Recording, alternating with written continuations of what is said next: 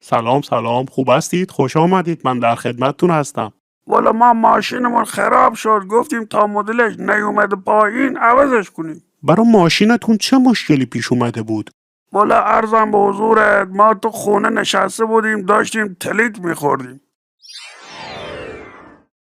بیا سلی تلیتا پی خود نو توینی. من دستنگم گفتم نو اسا سیتت نسته. خب من نمیم حواسم دم رونده بود یادم زنگه تا بیروز.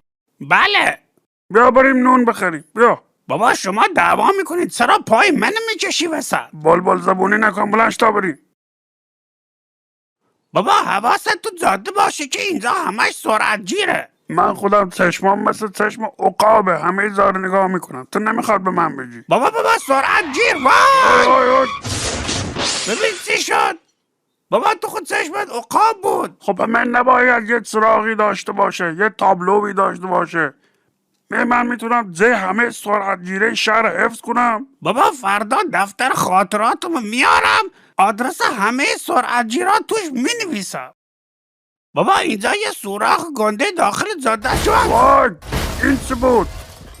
بابا تا من بخوام بگم تو میری داخلش. تقصیر منه؟ خیابون سولا پلیت هست. و اگر تو فکر کبر من نیستی اقلا تو فکر ماشینت باش. بابا اینجا سر صدام اینجوری میشه.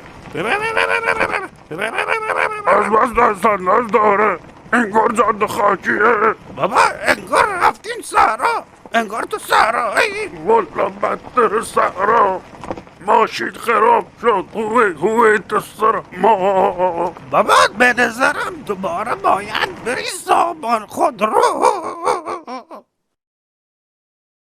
اکبر می جلوبندی چوه بیده؟ رمبسه فنربندی چه؟ شخصه بدنه چه تاری؟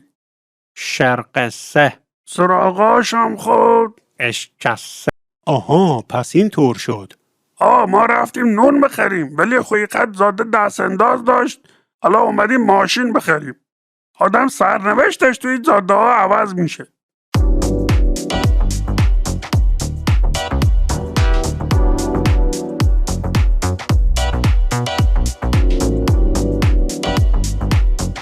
سامان خودرو، انتخابی هوشمندانه.